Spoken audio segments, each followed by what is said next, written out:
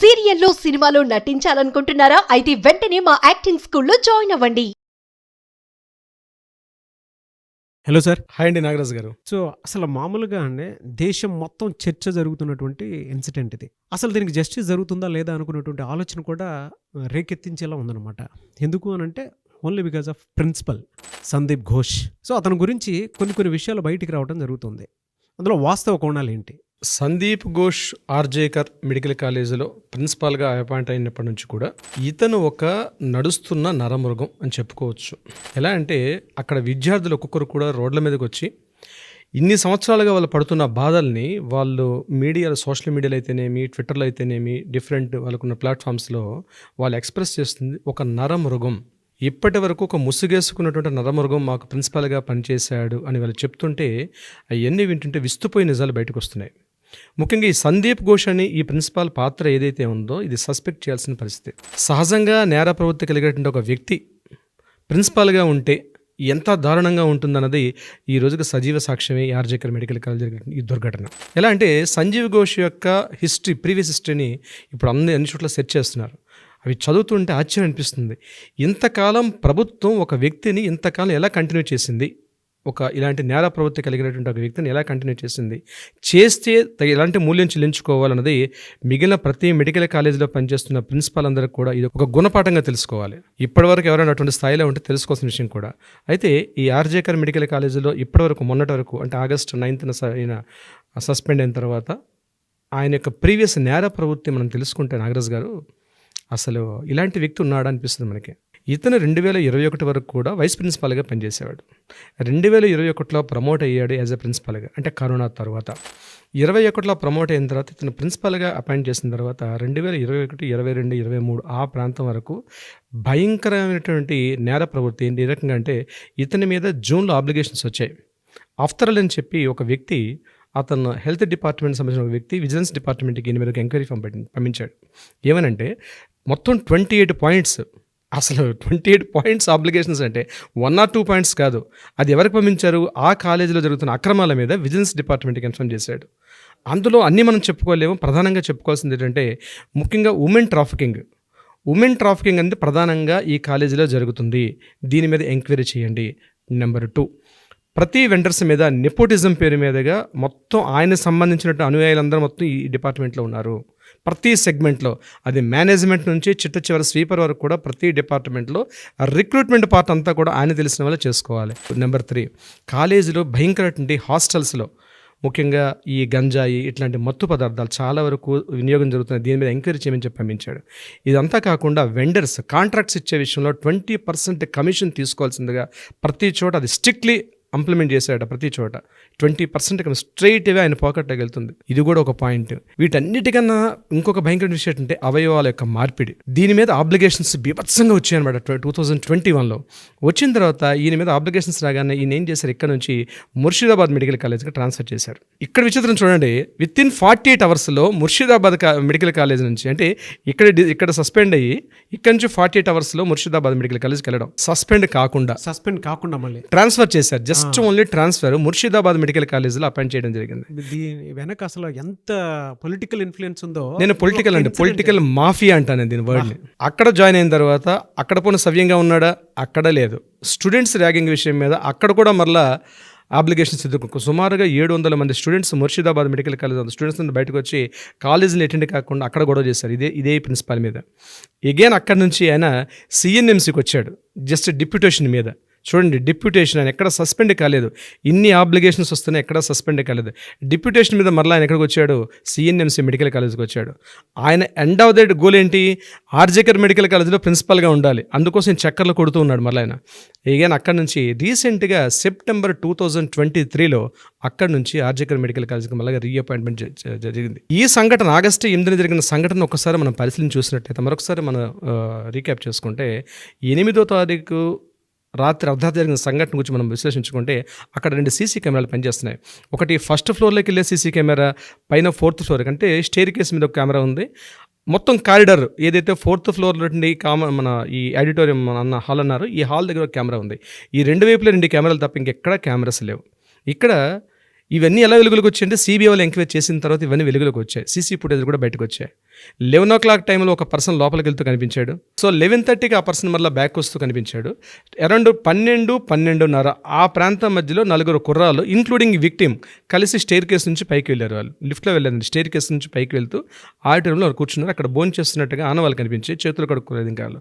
Again అక్కడి నుంచి 4 members వెనక్కి వచ్చేసారు. 12:30 నుంచి 2:30 వరకు అక్కడ ఉండి 2:30కి 4 మెంబర్స్ కూడా బయటకు వచ్చేసారు. 2:30కి ఈ అమ్మాయి రాలే. ఆ కెమెరా ఫుటేజ్లో ఈ అమ్మాయి కనిపించలేదు. అక్కడ వరకు జరిగింది అది. 4 o'clock ఆ సమయంలో ఏం జరిగింది, ఒక పర్సన్ ఇప్పుడు ఎవరైతే మనం సంజయ్ రాయ్ అని చెప్తున్నాం, ఎవరైతే మనం మెయిన్ కల్పిట్ అని చెప్తున్నాం, ఈ సంజయ్ రాయ్ అనే వ్యక్తి పైకి వెళ్తూ ఒక గ్రీన్ కలర్ షర్ట్ వేసుకుంటూ పైకి వెళ్తున్నాడు స్టేర్ కేస్ నుంచి. 4 o'clock వెళ్ళి అగైన్ 4:35కి ఆయన అక్కడి నుంచి బ్యాక్ వచ్చి వెనక్కి వెళ్ళిపోతూ కనిపించాడు. ఇది సీసీ ఫుటేజ్. ఎందుకు మనం సందీప్ ఘోష్ గురించి మాట్లాడుతూ ఈ విషయం ఎందుకు మాట్లాడుతున్నాం అంటే, ఈ ఫుటేజ్ అన్నీ కూడా ఫస్ట్ ఎప్పుడైతే సంఘటన జరిగిందో ఈ ఇన్ఫర్మేషన్ ప్రిన్సిపల్కి ఇన్ఫర్మేషన్ వెళ్ళింది. మార్నింగ్ అరౌండ్ 6:30, 7 o'clock జరిగింది. 6:30కి ఇన్ఫర్మేషన్ వెళ్ళంగానే ఆయన వీళ్ళందరూ కూడా నాకు తెలిసిన ఇన్ఫర్మేషన్ ప్రకారం నేనేమనుకుంటున్నానంటే ఇమ్మీడియట్గా ఇది హైదరాబాద్ తీసుకు ఇన్ఫార్మ్ చేశాడు ఆయన. దీన్ని ఎలాగైనా ఒక సూసైడ్ కేసుగా దీన్ని కవర్ చేసేసి సాక్ష్యాలని రూపుమాపేసి ఎవిడెన్సెస్ ఏవి లేకుండా ఉండాలనే ఉద్దేశంతో ఒక చర్చ జరిగింది. మార్నింగ్ అరౌండ్ 6 నుంచి 9:30 వరకు ఒక పెద్ద హైడ్రామా నడిచింది కాలేజీలో వితౌట్ పోలీసులకి ఇన్ఫర్మేషన్ జరగకుండా. ఈ టైంలో 9 o'clock పేరెంట్స్కి ఇన్ఫార్మ్ చేశారు. ఏమని ఇన్ఫార్మ్ చేశాడు ఈ సందీప్ ఘోష్ అనే ప్రిన్సిపాల్, ఇది సూసైడ్ కేసు అని ఇన్ఫార్మ్ చేశాడు ఆయన. ఇక్కడ జాగ్రత్తగా పరిశీలించాల్సింది, ఇది సూసైడ్ కేస్ అని ఇన్ఫార్మ్ చేశాడు ఆయన. First information is very important. ఇక్కడ ఇన్ఫార్మ్ చేసిన తర్వాత పేరెంట్స్ అందరూ ఈ స్టోరీ అంతా మనకి కంటిన్యూస్ తెలిసిన విషయమే. ఇన్ఫార్మ్ చేసిన తర్వాత ఈరోజు ఆయనకి ఇమ్మీడియట్గా ఏం చేశారు, అదే రోజు నాడు 9th అంటే August 9th ఇతనికి సాయంత్రం 5:30కి పోస్ట్ మార్టం జరిగింది. 7:30కి ఈయనకి అక్కడి నుంచి CNMC అంటే కలకట్టా నేషనల్ మెడికల్ కాలేజీగా ట్రాన్స్ఫర్ చేస్తూ మళ్ళీ మన స్టేట్ గవర్నమెంట్ నుంచి ఈయనకి మళ్ళీ ఆర్డర్స్ వచ్చాయి.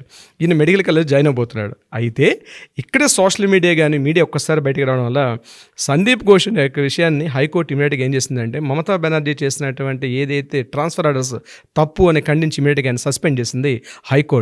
అంటే ఈరోజు ఏ స్థాయిలో ఉందండి నాగరాజు గారు, హైకోర్టే ఇన్వాల్వ్మెంట్ కాకపోతే సందీప్ ఘోష్ అనే వ్యక్తి ఈరోజు సొసైటీలో ఒక పెద్ద మనిషిగా చలామణి అయ్యేవాడు కదా. కానీ హైకోర్టు ఇన్వాల్వ్మెంట్ ఈ విషయంలో మాత్రం హైకోర్టుకి అందరం కూడా మనం చాలా అప్రిషియేట్ చేయాలి. ఈ సందీప్ ఘోష్ని సస్పెండ్ చేశారు. ఇమీడియట్గా మళ్ళీ 13th సిబిఐ ఎంక్వైరీ చేశారు. సిబిఐలోకి ఎంటర్ అయిన తర్వాత ఆయన ఇచ్చిన అక్కడ ఫస్ట్ స్టేట్మెంట్, ఇతను ఫస్ట్ స్టేట్మెంట్ ఏమి ఇచ్చాడు, ఇన్సిడెంట్ జరిగిన తర్వాత పేరెంట్స్కి ఇన్ఫార్మ్ చేసింది సూసైడ్ అని చెప్పాడు. దాని తర్వాత మీడియా ఎంటర్ అయిన తర్వాత మీడియాకి ఆయన ప్రెస్ చేస్తూ ఏం చెప్పాడంటే, ఆ అమ్మాయి 4th floorకి వెళ్ళడం తప్పు, 36 hours డ్యూటీ అనే విషయం హైలైట్ చేయకుండా అది ఆ పైకి వెళ్ళడమే తప్పు, ఆమె పర్సనల్ ఇష్యూ అది.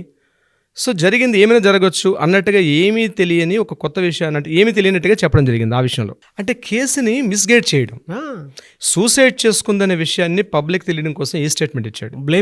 బ్లేమ్ గేమ్ నింద 100 వేశారు, అకౌంటబిలిటీకి వచ్చేటప్పటికి 0 ఎగ్జాక్ట్లీ. అక్కడ కట్ చేస్తే సిబి ఇంట్రాగేషన్లో రిజైన్ చేస్తూ అంతనేం చెప్పాడంటే, చనిపోయిన అమ్మాయి నా కూతురుతో సమానం, నా కాలేజీలో ఇట్లాంటి సంఘటన జరగడం అత్యంత దురదృష్టకరం, ఎందుకంటే ప్రపంచం ముందు దోషిగా నిలబడ్డాడు, నా భవిష్యత్తు ఆయనకు అర్థమైపోతుంది. అప్పుడే ఫస్ట్ స్టేట్మెంట్కి సెకండ్ స్టేట్మెంట్కి చూడండి ఎంత తేడా వచ్చేసి. సిబిఐ ఎంటర్ అయిన తర్వాత స్టేట్మెంట్. అవునండి, జరిగిన ఇన్సిడెంట్ బాధాకరం, నా కూతురు లాంటిది అని చెప్పి జరగడం బాధాకరం అని చెప్పి స్టేట్మెంట్.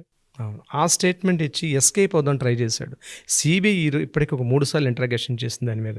అంటే సిబిఐ ఇంట్రాగేషన్ చాలా డిఫరెంట్గా ఉంటుంది నాగరాజు గారు. సిబిఐ ఇంట్రాగేషన్స్ ఇంతకుముందు మేము ఒకసారి చూడడం జరిగింది, దట్స్ కంప్లీట్లీ డిఫరెంట్గా ఉంటుంది. సో ఇంట్రాగేషన్లో ఆయన చెప్పిన విషయం ఏంటంటే ఈ స్టేట్మెంట్ ఇవ్వడం జరిగింది.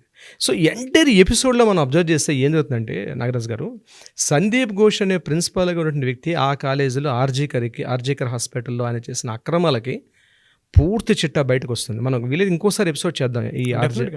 ఇది ఒక్కడే కాదండి, మెడికల్ కాలేజీ వ్యవస్థ అనేది భ్రష్టు పట్టి ఉంది భారతదేశంలో. అట్లీస్ట్ ఈ సంఘటనతో దేశంలో అనేక మెడికల్ కాలేజీలు బయటకు మేల్కొనాల్సిన అవసరం ఉంది. తెలుగు రాష్ట్రాల్లో కూడా అటువంటి ప్రిన్సిపల్స్ ఎవరైనా ఉన్నారేమో, అటువంటి నేర చరిత్ర ఉండేటువంటివి కూడా ఉంటాయి. ఉండకూడదనే కోరుకుందాం. కానీ ఎవరైనా అటువంటి నేర ప్రవృత్తి కలిగినటువంటి కాస్త ఉంటే దీనికి అలర్ట్గా తీసుకోవాలి, గుణపాఠంగా తీసుకుని అలర్ట్ అవ్వండి. మీరు రాజకీయ నాయకులకు కొమ్ము కాస్తున్నంత కాలం మీరు బ్యూరోక్రాట్స్, మీరు ఒక కాలేజీ వైద్య వృత్తిలో ఉండి కాలేజీలో వీళ్ళు కొన్ని వేల మందికి కొన్ని వైద్యులను తయారు చేసిన పవిత్రమైన వృత్తి అండి అది. వైద్యో నారాయణో హరి అంటారు. అవును. సాక్షాత్తు నారాయణతో పోల్చింది మన వేదం, వైద్యో నారాయణో హరి. అలాంటి ఒక తండ్రి స్థానం, తండ్రి కన్నా ఉత్తమ స్థానం ఇచ్చిందండి. భగవంతుడి కన్నా భగవంతుడితో ఈక్వల్గా ఉన్న స్థానం.